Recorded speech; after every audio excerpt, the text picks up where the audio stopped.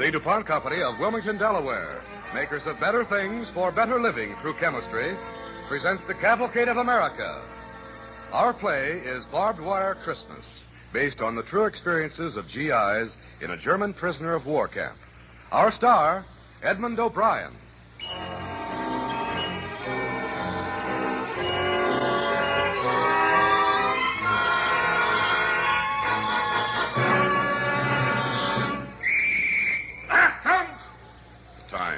Days before Christmas, 1944.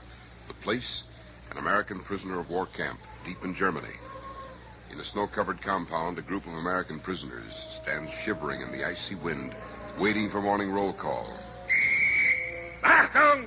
Achtung! When you hear this whistle, you'll come to attention. A message from the commandant. On the eve of Christmas, the curfew will be extended to 1 o'clock. Take notice. It's eve of Christmas only. On all other nights, as usual, any prisoner found outside barracks will be shot.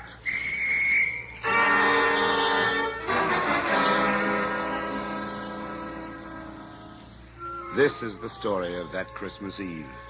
A Christmas that I and 4,000 other American enlisted men spent in a German prison camp. We lived in flimsy barracks, surrounded by barbed wire and trigger-happy German guards. We were forever cold and wet and hungry. And I mean really hungry. My name is Peterson, Sergeant Bert Peterson. As the elected leader of the 150 men of Barrack 35B, my main problem was to keep us all alive until the Allied armies came for us.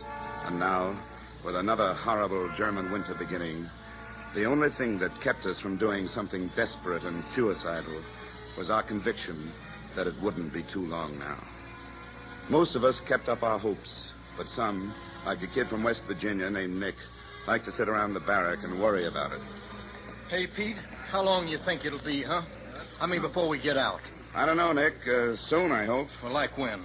I mean, make a guess, huh? Well, I don't know. Maybe a month if we're real lucky. And we're real lucky type fellas. You got a roof over our heads, 3 square meals a month, and all the water we can drink. Who needs more? Outside of human beings, that is, or animals. Well, why a month? Our guys are in Germany already, only 400 miles away now. 400 miles? Nothing at all. They'll be bouncing in here on their pogo sticks first thing tomorrow. Hey, Pete. Hey, Blackie, where you been? Over to the chaplain's office. Hey, you know we're all going to have a midnight mass Christmas Eve in the chapel. Ain't that charming now? What do you mean, we all? I mean the whole camp. Anybody who wants to come. That's better, because frankly, I couldn't be less interested. Yeah, we know. Hey, Milstein? Yeah? Father Moran wants to know if you'll sing at the service. Hey, Pete. Sure, why not? Hey, Pete, you hear the BBC News this morning? No, I didn't, Mello. Why? Well, this Jerry God was talking outside just now. And he said that the Americans and the British were retreating like crazy back into Belgium. And that the war was just starting, and he said we'd be here for years yet. They're always yakking like that. You really believe that stuff? I don't know. It's just what I heard is all. Well, we can check it tonight on the radio. But it sounds phony to me. It better be, because I ain't staying here another winter. You're not, huh? No, my friend, I'm not. I had plenty last winter. More than plenty. And I ain't taking it again. So, what you got in mind, Nick? There's 4,000 of us, ain't there? 4,000 against a handful of krauts. Nick, you ever hear about Luft 3? Our guys tried a mass break there, remember? And they got mowed down like so much hay. Not one man got out. Not one. So they didn't plan right, that's all. All I know, if that stuff about the Jerry's counterattacking is on the level, I ain't staying here. And, brother, I won't be the only one. Believe me that.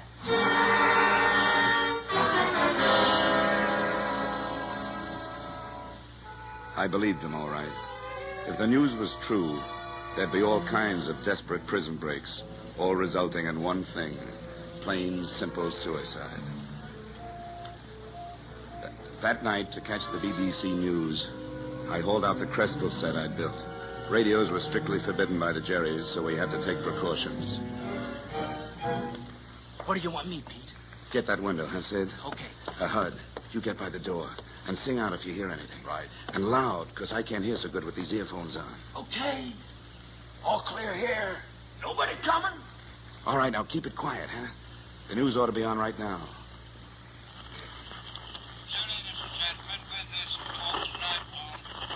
What's he saying, Pete? Yeah, is it on? What's he saying? Is it news? Quiet, will you? Quiet, I can't hear. I got it. I think it's London. Yeah, here's the news now. Good evening, Jones. This is London calling. On the Western Front, the situation On Western Front, increasingly serious. situation is increasingly serious. Vicious counterattack. And vicious counterattack. Forces have bulged back German into forces have bulged back Some into places Belgium. to a depth of 50 miles. Some places to depth of 50 United miles. States 101st Airborne United States Division 101st Airborne Division reported to be cut off reported to be cut off and surrounded at Bastogne. and surrounded at Bastogne. This is BBC. So it's true, huh? So it's true. So we're never getting out of here. Never getting out of here.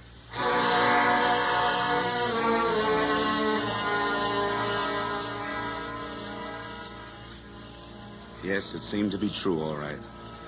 Very little was said that night after the news. The lights went out at 9 as usual, and as we crawled into our sacks, no one slept.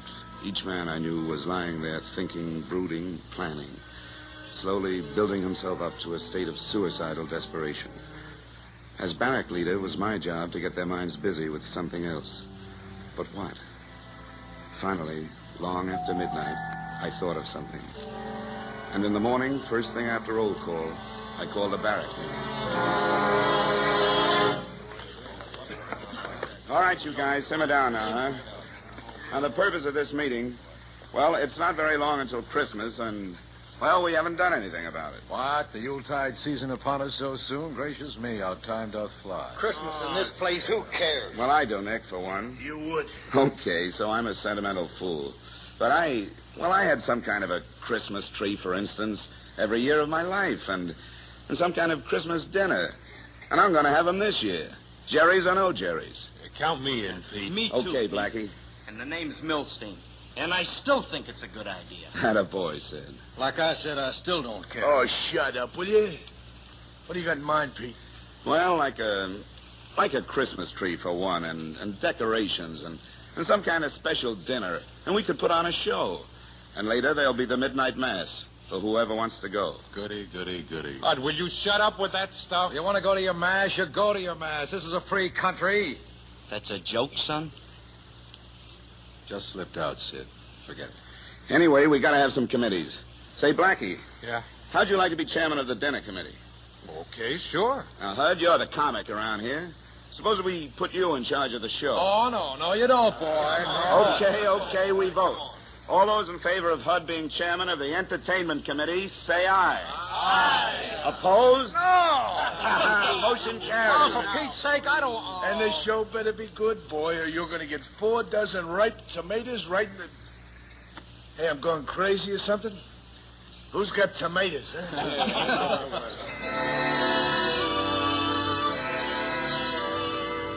And so began what I came to think of as Operation Christmas.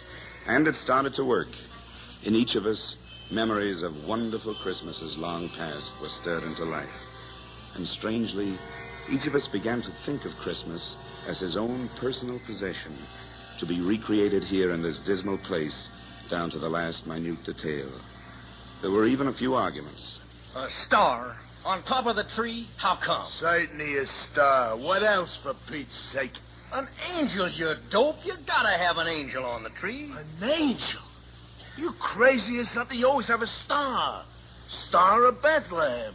Somebody, you don't even know what Christmas is about? Sure, I know what Christmas is about. Look, didn't this angel come to the shepherds out in the field and tell them that Jesus was born and where to find him? Yeah. Okay. That's why you always have an angel on top. And I'm chairman of the decorating committee, and we're having an angel. Okay. Okay, so we put both on top. Put a star and an angel, okay? Okay. All right. Okay, no need to get so sore about it. Well, who's getting sore? Yes, there were arguments, but behind them all was a deep common concern, a common spirit, the spirit of Christmas. And as Christmas Eve drew near, our tensions and worries were forgotten in our preparations for the party. All right, so now a report from the dinner committee. Blackie? Right. Well, this is what we got worked out, fellas. Each guy puts in 2 squares of K rations and 1 square D-bar, and then he gets some prunes, a couple of slices of Spam, and some liver paste, depending on what he's got. And I'm going to make us some cake out of what is commonly referred to as ingredients. being namely some sodium bicarb tablets. And thank you, Fanny Farmer.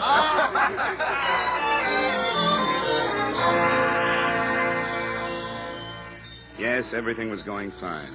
And then the worst happened. It was the morning of Christmas Eve.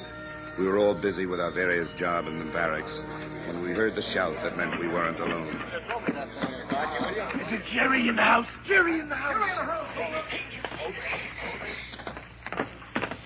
Achtung! Barracks leader. Where is he? Here. What's on your mind? A message from the commandant. Tonight it will be forbidden to have the midnight mass. What do you mean? Quiet! What do you mean, forbidden? The 1 o'clock curfew will still be allowed. But the mass is forbidden. Just a minute, fellas, just a minute. Why not? Why no mass? I do not make the order, Sergeant. All I know, the mass is forbidden. Verboten! Das ist alles. Schnell! What's the matter? They're going crazy. What's the matter with the man? I don't know. They always got some stupid reason. How do you like that? I don't. Not a bit. You know I got a notion to go anyways. Yeah. They want trouble, we'll give them trouble. What are you yakking about, Hud? You weren't going anyway. All right, so I never had much use for that religious stuff. But to me, having a mass not to go to is just as big as your having a mass to go to. Try it again in English. Maybe it's more like this, Blackie. You're a Catholic, and I'm a Jew, but we've only got one chaplain here, and, well, he happens to be Catholic, so, well, we've got to sort of spread him around, so to speak. When he talks about God, I think of my God, and Pete here thinks of his, and Hud here thinks of his. Assuming he's got one. Sure, I got one. What do you mean? You think I'm some kind of atheist or something? One more No, try. nobody said that, Hud. Nobody said that. And let's simmer down, huh? Well, I'm going over to the chapel tonight, and I'd like to see the Jerry or anyone else who's going to stop me. Me too. I'm going too. They'll kill you. They'll kill all of you. They wouldn't dare. What difference does it make, for Pete's sake? Who's going to live here anyway? I promised to sing, Pete, and I'm singing. So we're all going, Pete, whether you like it or not. What are you going to do about it, boy? Do about it? I don't know, Hud. I frankly don't know.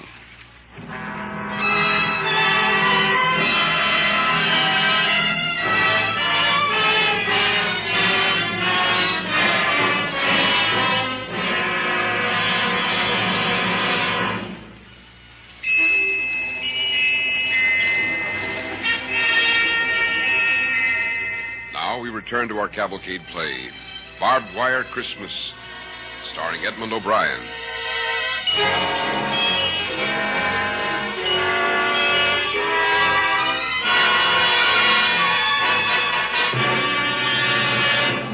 It was Christmas Eve, 1944. We were a bunch of GIs in a prisoner of war camp in Germany.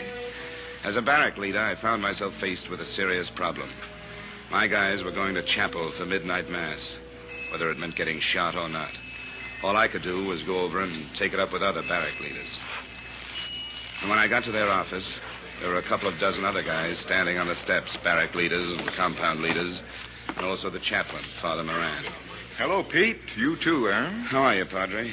Say, what goes on here anyway? Well, it's a strange and wonderful thing, Pete. It seems that 4,000 GIs, Catholics, Protestants, and Jews, are suddenly all up in arms about a mass that most of them weren't going to anyway.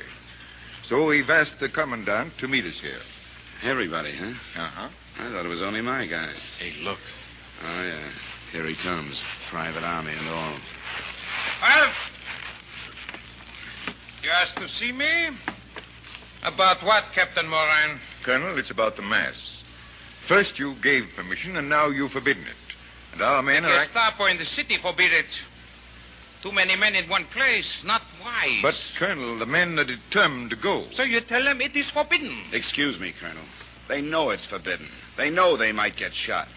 But they're at the point right now where they don't care. So if you want a few thousand corpses on your hands, you're going to get them. No, I want no trouble here. Then may I suggest that you ask the Gestapo to reconsider? Very well, I will ask, but their answer will take time, Captain. If it does not come before midnight, the order must be enforced regardless of the consequences. You will tell your men the order will be enforced. Quiet. Well, Padre? I don't know, boys. We could call off the service, just close up the chapel. But if the men show up anyway, I think I'd better be there to head off trouble. You know, I just can't get over it. I mean, what crazy, contrary, unreasonable, stubborn, and still profoundly wonderful characters Americans can be. I just can't get over it.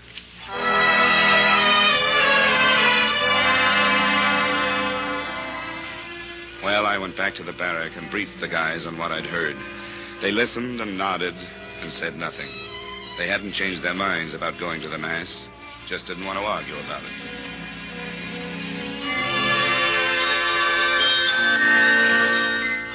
Barrack 35B was really something to see that night. Nick and Miller had built us a beautiful tree made out of branches fastened to a broomstick handle, and it was decorated with garlands of white tissue, scraps of colored paper, and spirals of tin from our powdered milk cans. And on the very top, there was an angel carved from soap, fastened to a cardboard star. Yes, it was really something to see.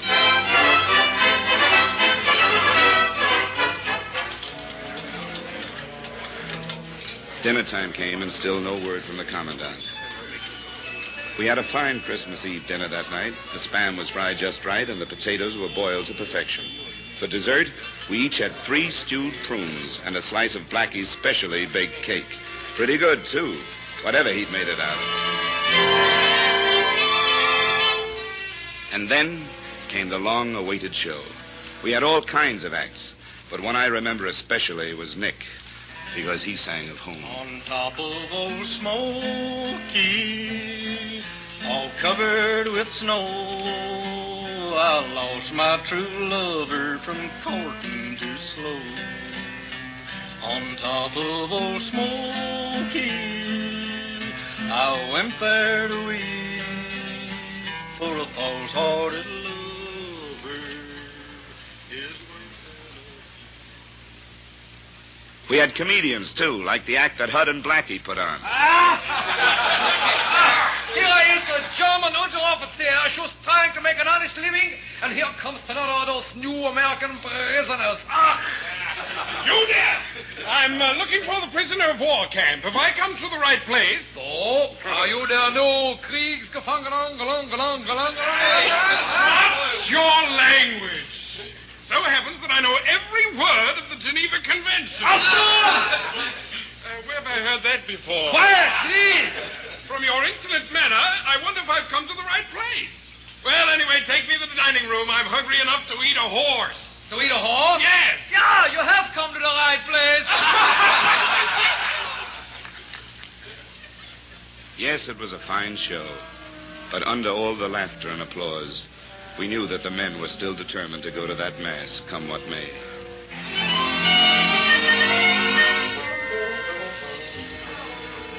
It was late when the show ended.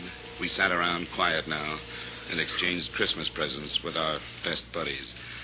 They were strange gifts, some of them, but very precious in many ways. Hey, how do you like that? A can opener. Hey, Sid, where'd you get it?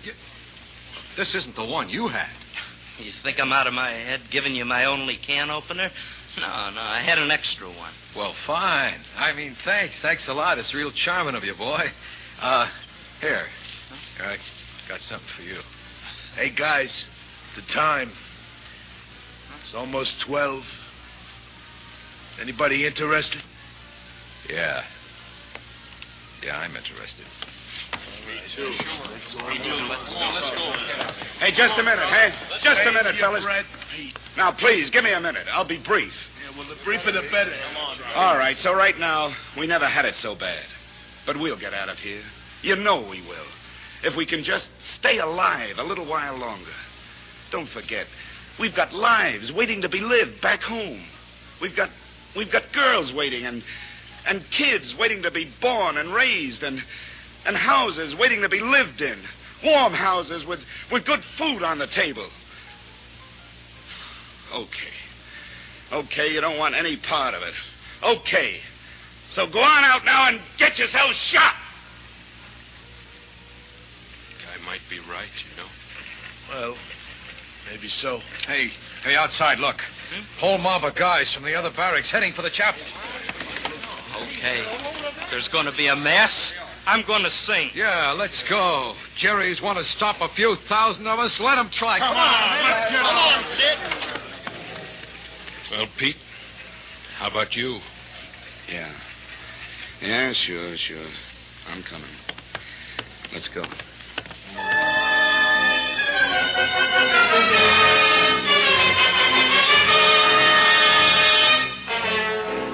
The chapel was already jammed when we got there. There wasn't room for those who came after us, and soon there were hundreds of guys outside, bunched around the open doors and windows, standing hatless in the snow. Inside, up by the cardboard candlelit altar, somebody I couldn't see began to play the wheezy old organ. The faces around me were tight with determination and anxiety. Where were the Jerrys? Why hadn't we run into any on our way to chapel? Obviously, they were laying low. But why? We didn't know. We were tense and afraid. Whatever Father Moran felt during that midnight mass, it didn't show. For him, the Jerrys and their barbed wire no longer existed. It was Christmas, and he was honoring the Prince of Peace. And then, from outside, we began to hear something. And a whisper, starting among the men outside in the snow, swept inside the chapel from man to man, men whose nerves were at hair-trigger tension. The Jerrys are coming. Okay, let them start something. Come on, the Jerrys. They want trouble. Come on, we'll give it to them. The Jerrys were coming. We could see them, coming towards us across the snow, rifles in hand. In a minute or two, they were at the chapel door. We held our breath and waited. Not a man among us moved. But we were ready for anything. Then Father Moran turned and seemed to give a nod to Sidney Milstein. Silent night, holy night, all is calm, all is bright, round yon virgin, mother and child, holy infant, so tender and mild. As Sid sang that age-old hymn, the Jerrys pushed their way into the chapel. And overcrowded as it was, gradually, our prison place of worship was filled with our guards and captors. I knew that one of them was right behind me, but I didn't turn around. Silent night. Nacht, heilige Nacht, alles schläft, einsam. Hey, listen. Yeah. How do you like that?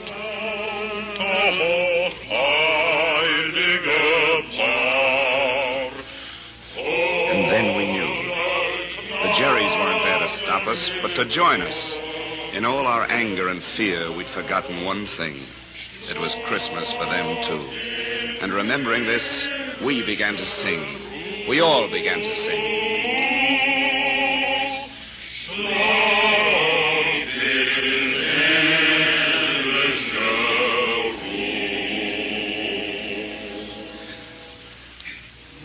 The sky seemed wonderfully clear that night as we walked back to our barracks, and the stars strangely bright. We didn't have to talk, because each man's thoughts were alike. We knew now that the words we'd heard for so long were really true, that Christmas isn't only an anniversary, but a universal spirit of brotherhood, of peace, and goodwill. And in realizing these things, we'd lost our fear. We knew somehow that it wouldn't be long, that we'd soon be free, that we'd soon be home. And we knew, too, that this would always be the most memorable Christmas of our lives. Sleep in heavenly peace.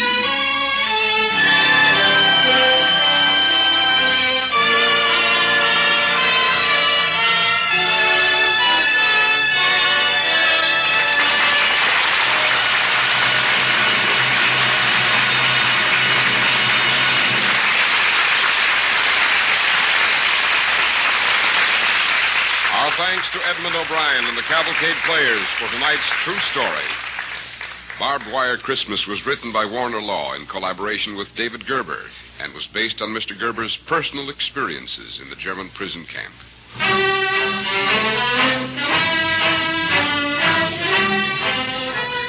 Original music for tonight's DuPont Cavalcade was composed by Arden Cornwell, conducted by Donald Voorhees. The program was directed by John Zoller. With our star, Edmund O'Brien, you heard Gary Wahlberg, George Petrie, Bill Zuckert, Ross Martin, Harry Jackson, Ed Jerome, Tonio Selwert, Kermit Murdoch, Dan Ocko, and Nelson Olmsted.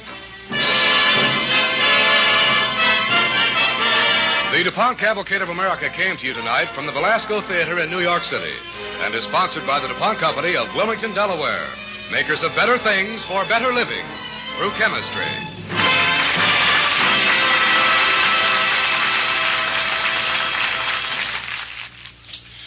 Tonight, just for laughs, listen to Red Skelton on NBC.